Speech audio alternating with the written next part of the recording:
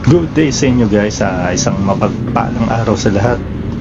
Ngayon, ang ride natin, papunta tayo ng Imus, Cavite,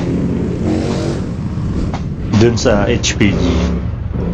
Gaya ng title na nakita nyo, magpapatransfer tayo ng pangalan ng motor na nabili natin ng second hand noon pang November. Ngayon ay May na. Bakit? Ngayon ko lang inasikaso ulit kasi napirmahan na ni BBM yung batas na naging controversial ng mga nakaraan dahil ang daming butas. Kasalanan mo to, Idol Rapi, kung di ako nagkakamali So nung day 1 guys, ang mangyayari lang, checking lang ng requirements. Checking lang ng requirements ay inabot ng halos maghapon kami doon. I-check niya lang ano ba yung requirements. Ito original CR, Xerox ng deed of sale, ORCR, ID ng first owner with sign, tsaka ID ng new owner with sign. Yan lang yung gagawin. Dapat kasama na yung stencil dyan sa loob ng araw na yan Ang problema, wala kasing sistema dahil bago nga lang yung batas. Ito ang haba ng pila. Yung iba, umaga pa dyan. Ako kasi tanghali na ako nito Ang haba ng pila. Wala na lang. Kung ano na lang maisipan ng taga-HPG na gagawin niya yung sistema para mapabilis yung proseso. So, bigla niya na lang naisipan magbigay ng number. Gawa siya ng number. Pirmahan niya. O bigla niya na maisipan magbigay ng form. O, sige, bigay siyang form. Release form kahit wala pang i-release. Pinagbibigyan na kami. Kasi talagang wala pang sistema as in. Tapos pag nagtanong ka doon kung ano ba yung mga requirements, tuturo ka doon sa tarpaulin, dami-dami ng mga requirements. Ayan, sabi ko dami naman yan. Yung pala, ang kailangan mo lang talaga 3 o 4 itong ayan nga, yung original CR. Check lang yung original CR, tapos Xerox ng deed of sale, Xerox ng ORCR, ID ng first owner, tsaka yung ID ng second owner. Yan lang, magche-check lang yan do sa first day. Minabot na ng maghapon. Napakatagal namin nagantay dahil summer time to. Napakainit. Pati nga yung taga-HPG, talaga namang dugyot siya sa init, sa dami ng tao. Nagulat siya, sabi niya ilang araw na hindi naman dinadagsa ng tao dun, pero ito yung time na napirma ni BBM, dagsa yung tao dun. So wala pang sistema. Ang second day naman, itong biyahe kong to, second day na to, stencil lang yan, yung mangyayari niyan. Sabi doon sa HPG, bumalik kami kinabukasan balik na lang kayo bukas kasi hindi nakakayanin ng araw na to na ma-stencil kami. So day 2, ewan ko lang kung ganito rin magiging kapalaran ninyo. Day 2 sa amin, stencil, yan na ang gagawin. Ang masakit nun, pagbalik namin doon ng day 2, wala nang number. Ang sabi sa amin, bumalik kami ng alas 11. Tinansya lang nung taga-HPG kung anong oras kami babalik. Alas 11 daw. So ito day 2, inagahan ko na, alas 9 pa lang bumiyahe na ako. So darating ako doon mga 10 AM. Pagdating ko ng HPG doon sa Imus, naku po, jam pack na yung jam pack na naman yung pila. Talagang so ipinasa ko na yung papel ko. Ang gagawin pa lang pala nun, pagpasa ng papel, ipapadala niya naman sa'yo dun sa lab ba tawag nila dun, yung mag-i-stencil. Yung nag-i-stencil, isang tao lang.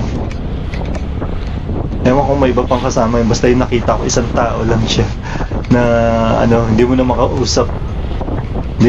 Sabi ko, uy, pansin mo naman kami. Kahapon pa kami, pangalawang araw ko na bumalik. So nagreklamo lang kami kasi wala nang number, naubos na. Sabi ko, paano nangyari wala nang number kahapon pa kami, may number na kami. Iba pa pala yung number doon. Walang sistema, ganun yung nangyari. So para lang ganahan yung taga-stencil, inabot-abutan na lang ng pang merienda. Hindi ko naman sinabing illegal yun para lang ganahan siya.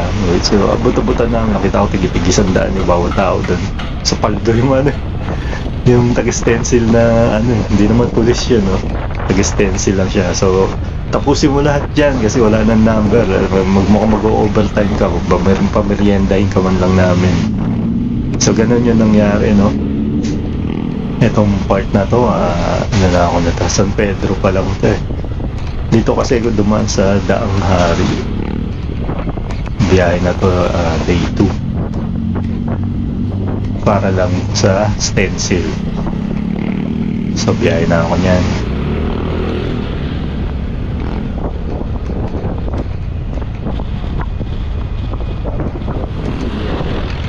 Banda na ito dun sa ano eh, papasok ng Sampaguita sa Calindola, San Pedro, Laguna. Dadaan ako dito sa Daang Hari.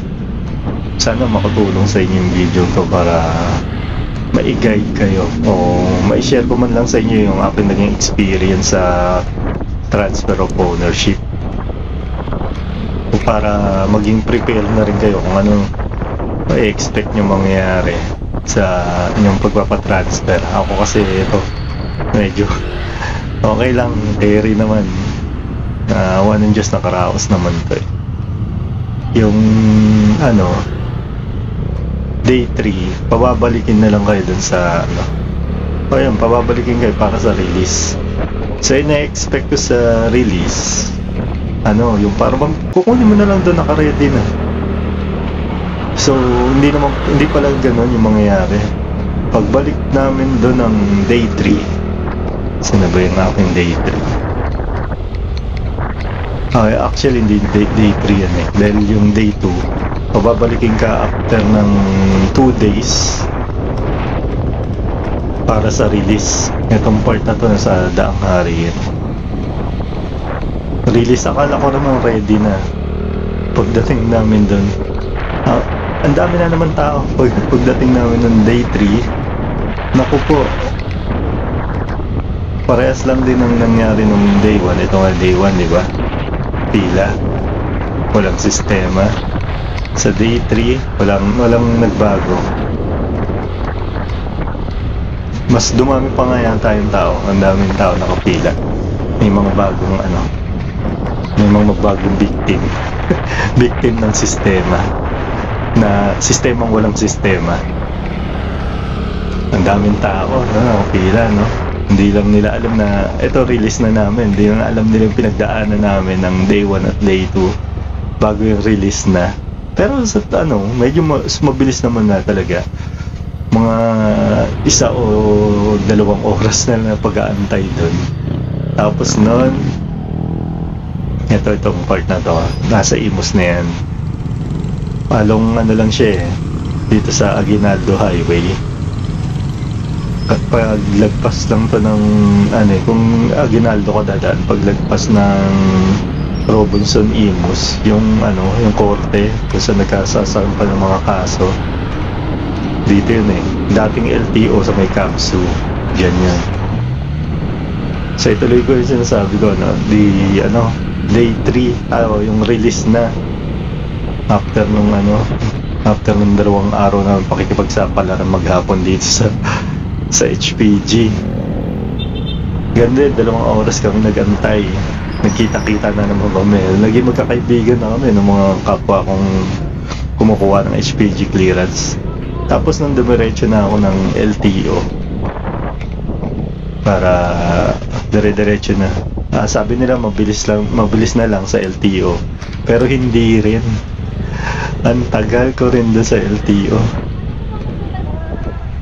Meron pang nangyari na kailangan pala sa deed of sale i-check mo na hindi nagkamali ng type doon sa chassis number at engine number. Yung sa akin kasi nagkulang lang ng isang number. Pinapabalik pa ako ulit doon sa DASPA kung saan kami nagpa deed of sale.